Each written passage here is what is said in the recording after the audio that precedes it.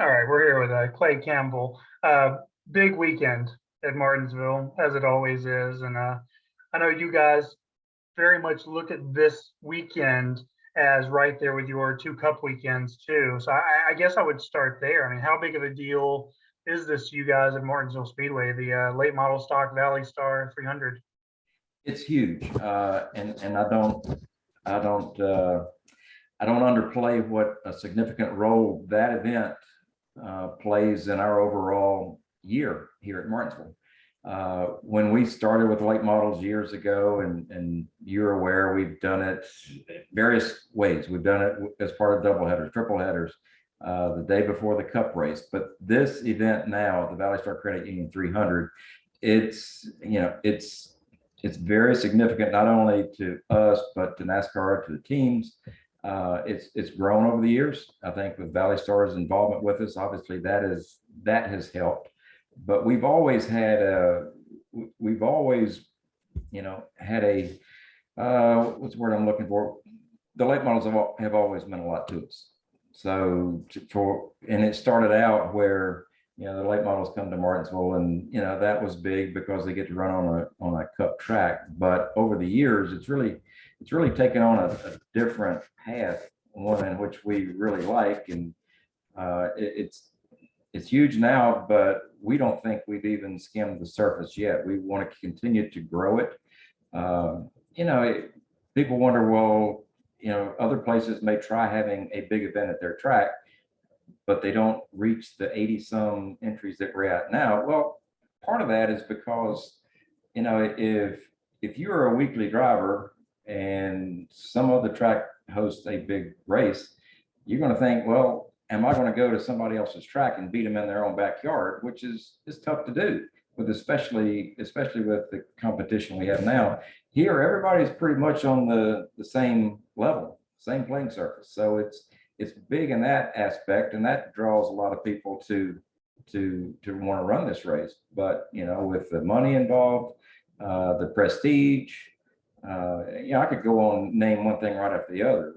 MRN, flow. It just brings a lot of attention to these guys, and that's what we like. So to that point, the purse is the largest purse in late model stock racing, for now at least, and that's part of my question, right? We have Southern National, they're upping the ante this November. You and Cars Tour kind of went back and forth a couple of years. Well, you're going to raise the purse, or we're going to raise the purse. How important is establishing Martinsville as the race that pays the most? And is that something you're going to continue to look at too, and making sure that Martinsville and the Valley Star Credit Union 300 is viewed as the most prestigious and the biggest paying race?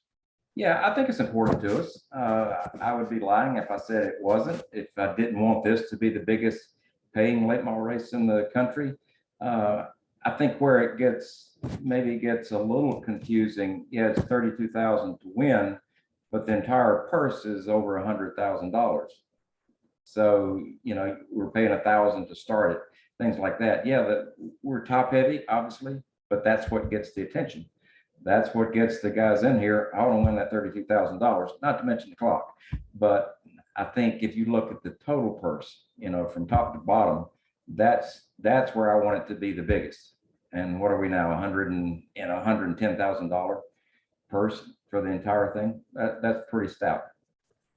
So if you take your two Cup Series, your NASCAR National Touring Weekend fan bases, they're the guys that show up in April and October, November, but maybe they're not coming on September, October. What do you want that audience, the NASCAR Cup Series fan, to know about this weekend? And if you're near the area, if you have a free weekend, why should the NASCAR Cup fan come out and try the biggest late model stock race of the year? Yeah, well, I think there are numerous reasons they should. For what you pay to get in here to see that race, 425 lap qualifying races, the 200 lap main event, the best racing you'll see anywhere, regardless of what division it is. And I think passionate fans, that's what they care about is racing. Yeah, the Cup fans have their own drivers that they pull for week in and week out. I get that. Same thing with the people that will be in the stands this weekend. They have their drivers that they pull for. but they're still,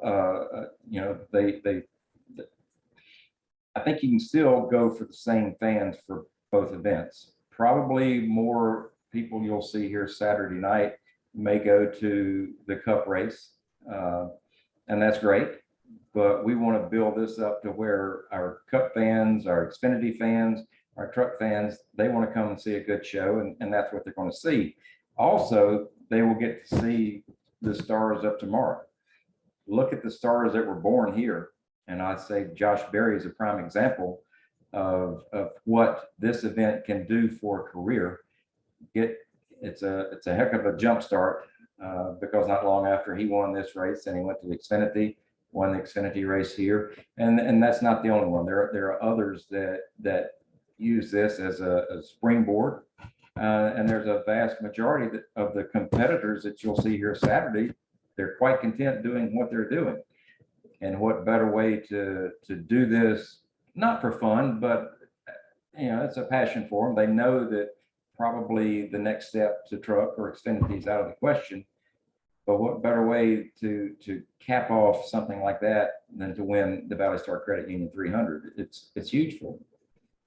So I think the most interesting conversation we have around this time every year is the format. And I feel like it's a constantly evolving shuffle, right? To try to balance giving fans the best show, the best product possible, but making sure that your racers are comfortable and content with the commitment that they've made to this event too. And so, as is typically the case, you've shuffled the deck a little bit. So kind of talk me through what you guys came up with this year and how you landed on this year's procedures. Yeah, well, I think it's something that we look at each year. Frankly, I would rather come up with a format and leave it and not change it, but we're always trying to enhance. Not only, we need to make sure it's a good race, and we're not trying to create a race. I think these guys put on a great show that you don't need to create it. But our fans come here, they want excitement. So we're still somewhat in the entertainment business. Now, what we did this year with 200 laps, we do the halfway break as always. That's nothing new. Then we do another break at 175. So you've got 25 laps to finish out the show. I don't think that's asking too much. I don't think that's creating chaos. I think it does create an exciting run to the finish for our fans without putting a bullseye on the competitors' bumpers.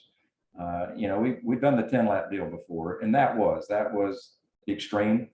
And it got to the point, these guys are putting a lot of money in these cars. I don't want to see them torn up. I want to see a good show, but I don't want to see, everything wreaking havoc.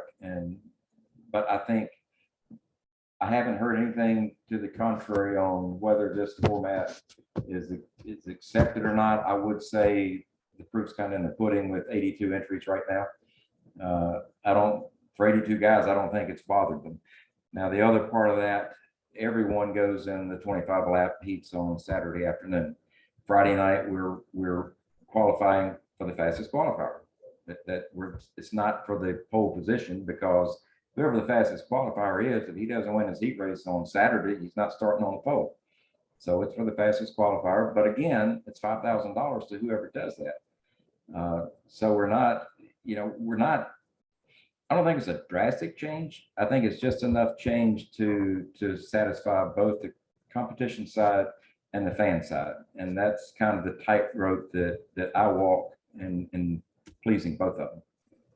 So we're going to talk a lot about the grandfather clock, right? I mean, we can talk about the purse, but the grandfather clock is really what it's all about, right? But I think the secondary story to Saturday is the Virginia Triple Crown.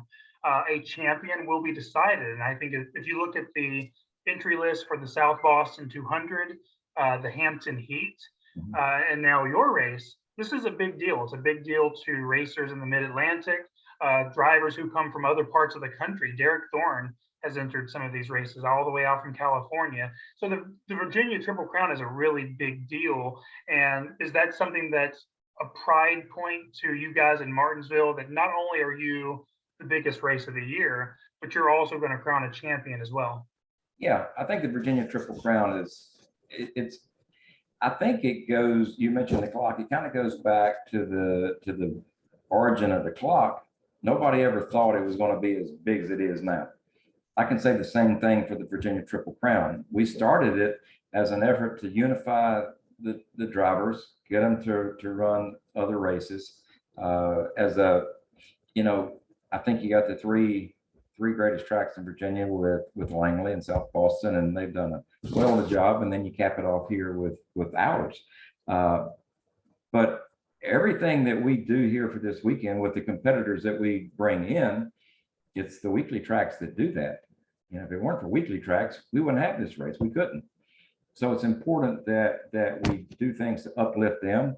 And again, the Triple Crown just kind of it just kind of mushroomed and grew every year. We're really pleased with it. I mean, $7,000 to be the leader of the points of those three races, that's pretty big. 7,000, 2,000, 1,000. It's good money. But it's really grown over the years, and we're really happy about that. So we'll continue that on down the path in the future, and it is bringing other drivers to the other tracks. Obviously, the Martinsville race is kind of different. It's near the end of the year, so it's had a life of its own to begin with, but it brings other drivers to run South Boston and Langley, and have a shot at finishing high in the points and maybe taking home that Triple Crown. So last one I got for you. Speaking of growth, we had 20,000 almost fans at North Wilkesboro. And granted, there were some circumstances there. Dale Jr.'s racing, and there's no star in NASCAR right now quite like Dale Jr., right? But there does seem to be a lot of enthusiasm and renewed interest in short track racing, late model racing, grassroots style racing in general. And I know because I've seen you at a lot of races this year too, kind of moonlighting to look at late model racing. How excited are you to be able to see this growth? I know that you care very tremendously about late model racing. So to even be a part of it and being able to contribute a major event to this discipline, how exciting and rewarding is that for you personally? It's big. You said it right. It does mean a lot to me because I've been involved with late models for a number of years. You go back to my grandfather's days with the modified and the sportsman, the double headers that we used to have in the spring and the fall. We've always been one to want to grow those series, and the late model is what we focus on now. So what they did at Wilkesboro, that was fantastic. That's good for us. It was so gratifying to see a huge crowd in there, all the attention that it got. So that's cool. That does nothing but help us. And hopefully the people that were there that night to see that race, they'll want to come here this weekend and see another big race. So more and more things like that just, add fuel to the fire, and this thing keeps getting bigger and bigger. But we always want to be at the forefront of the growth of late model stock racing, and I think we will be. Clay Campbell, thank you as always, for your time. We're going to hand out a grandfather clock on Saturday. This is one of my 5 favorite races of the year. I don't really know how I would order them, but I know these are like the 5 weekends I look forward to the most. So thank you for your time. Thank you for putting the show on, and we will see you this weekend. Thank you, Matt, and thank you for what you do for weekly racing. We appreciate it, and I look forward to seeing you. Yes, sir. Talk to you then. Thank you.